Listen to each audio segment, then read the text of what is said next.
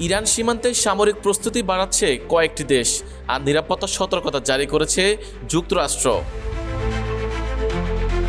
Iran সীমান্তে অতিরিক্ত সেনা মোতায়েন করেছে ইরাক। দেশটির পূর্ব সীমান্তে নজরদারি বাড়ানোর পাশাপাশি নতুন করে সামরিক ইউনিট মোতায়েন করা হয়েছে। বিশ্লেষকদের মতে, চলমান আঞ্চলিক উত্তেজনা যাতে ইরাকের ভেতরে ছড়িয়ে না পড়ে, সে কারণেই এই পদক্ষেপ নিয়েছে বাগদাদ সরকার। আন্তর্জাতিক সংবাদ মাধ্যম আল জাজিরা জানিয়েছে, ইরান ও ইরাকের সীমান্তের বড় অংশই দুর্গম পাহাড়ি এলাকা। এই পথ দীর্ঘদিন ধরে ব্যবহার করে আসছে ইরানি কুর্দি গোষ্ঠীগুলো। তারা প্রায়ই দুই দেশের মধ্যে যাতায়াত করে থাকে। বিশ্লেষকরা বলছেন, সীমান্তে অতিরিক্ত সেনা মোতায়েনের মাধ্যমে কয়েকটি স্পষ্ট বার্তা দিতে চায় ইরাক। প্রথমত, তারা চায় না ইরান বিরোধী কোনো গোষ্ঠী ইরাকের ভূখণ্ড ব্যবহার করে ইরানের বিরুদ্ধে হামলা চালাক। দ্বিতীয়ত, 2023 সালে ইরানের সঙ্গে করা নিরাপত্তা চুক্তির প্রতিশ্রুতি রক্ষা করতেও এই পদক্ষেপ গুরুত্বপূর্ণ। ওই চুক্তি অনুযায়ী ইরাক প্রতিশ্রুতি দিয়েছিল যে তাদের উত্তরাঞ্চলে সক্রিয় ইরানি কুর্দি বিদ্রোহী গোষ্ঠীগুলোর তৎপরতা দমন করা হবে। এদিকে অভিযোগ রয়েছে, ইরান ইতোমধ্যে ইরাকের উত্তরাঞ্চলের কয়েকটি স্থানে ক্ষেপণাস্ত্র হামলা চালিয়েছে।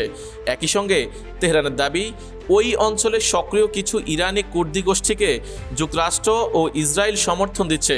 এর মধ্যেই মধ্যপ্রাচ্যের বিভিন্ন এলাকায় নিরাপত্তা সতর্কতা জারি করেছে যুক্তরাষ্ট্র। দক্ষিণ পূর্ব তুরস্ক থেকে মার্কিন নাগরিকদের সরে যেতে বলেছে ওয়াশিংটন।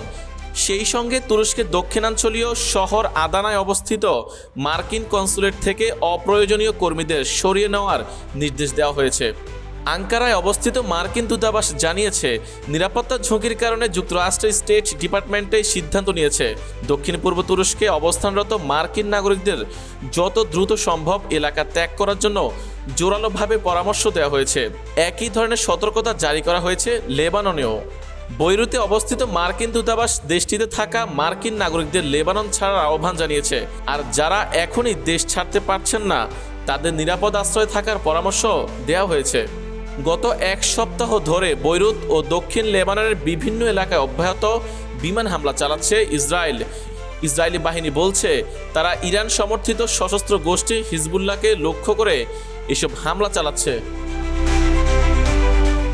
পরিস্থিতির কারণে দক্ষিণ লেবাননের বাসিন্দাদেরও ঘরবাড়ি ছেড়ে লিতানি নদীর উত্তরে সরে যেতে নির্দেশ দিয়েছে ইসরায়েলি সেনাবাহিনী। লেবাননের স্বাস্থ্য মন্ত্রণালয়ের তথ্য অনুযায়ী চলতি মাসের শুরু থেকে শুরু হওয়া ইসরায়েলি অভিযানে ইতোমধ্যে প্রায় 500 মানুষের মৃত্যু হয়েছে। এই উত্তেজনাপূর্ণ পরিস্থিতির মধ্যেই কূটনৈতিক পর্যায়েও চলছে আলোচনা।